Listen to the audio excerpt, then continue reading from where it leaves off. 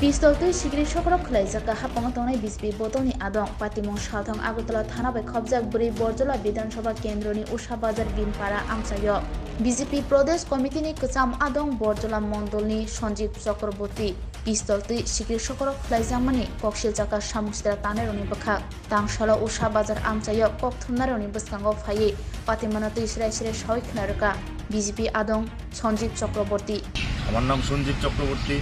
আমি 2016 সাল থেকে ভারতীয় জনতা পার্টির লেগে কাজ করতেছি। তারপরে এই জয়দীপ রেলি, সুকান্ত দাস, প্রীতম আমরা সবাই অনেক পরিশ্রম করে সেটা 2018 সালে তারপরে সরকার আইসে প্রত্যেকে কিছু লোক আমরা অনেক ডিস্টার্ব করছে। আর এখন 4 বরজলাতে একটা জয়নিং সভা প্লাস বস্ত্র বিতরণের একটা অনুষ্ঠান আজকে আয়োজন করা হয়েছে, কিন্তু এই সভাটারে নষ্ট করার লেগে কিছু দুষ্কৃতীরা আমরা হুমকি দিতেছে। জয়দীপ রেলিরে কালকে অনেক হুমকি দেওয়া হয়েছে আর আমরা যার হাত ধরে রাজনীতি করছিলাম চন্দন চক্রবর্তীর সকালবেলা অস্ত্র টস্ত্র দেখায় সেটা অনেক ভয়ভীতি দেওয়া হয়েছে, যার লেগে তাই নিয়ে এখন বাড়িতেই নেই, তাই নিয়ে খুব ভয়ে অনেক লুকাইয়া রয়েছে, তাই নিয়ে লোক আমরা যোগাযোগ করতেছি।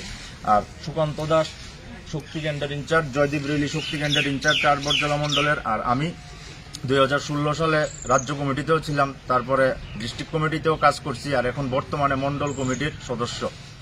আর প্রীতম আছে এখানে ডিস্ট্রিক্টের সেক্রেটারি। আর আমরা যে উদ্যোগটা নিছি এই ভারতীয় জনতা পার্টির লেগা কাজ করার লেগা, এই প্রোগ্রামটা এটার লেগা অনেক বাধা দিতেছে ভারতরত্ন ক্লাবের রাজু বর্মন, প্রভাকর ঘোষ, রাজু বর্মনের ভাই রাকেশ বর্মন এবং দেবব্রত বর্মন।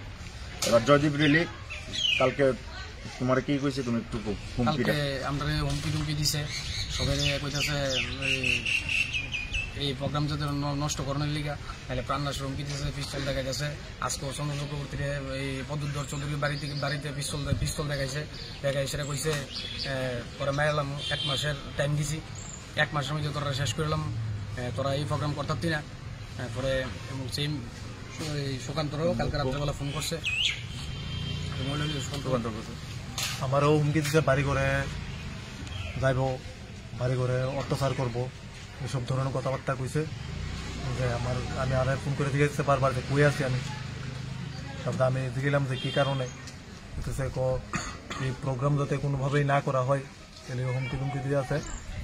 তারপর দেশিরা গতদিন আমরা প্রদেশ যুব মোর্চার সভাপতি, নবনিযুক্ত সভাপতি সুকান্ত দার এখানে আমরা গেছিলাম পরেও আমরা বিভিন্ন ধরনের গালিগালাজ করছে, কইছে যে কারের দিকে এসে গেছি। এখানে তো আমরা ভারতীয় জনতা পার্টির কার্যকর্তা, আমরা কোনো কারোর জিজ্ঞেস করে দেওয়া লাগে না। আমরা যে পার্টির কার্যকর্তা, পার্টিরে ভালোবাসি, সবসময় আমরা পার্টি করি।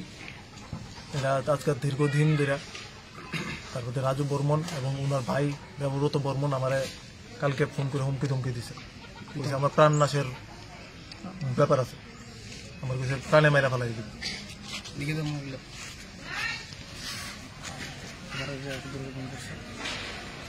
সানবিন্দে ফোন করছিল, আমার কইছে যে মানে মিটিং সিটিং নাই তো কইছে।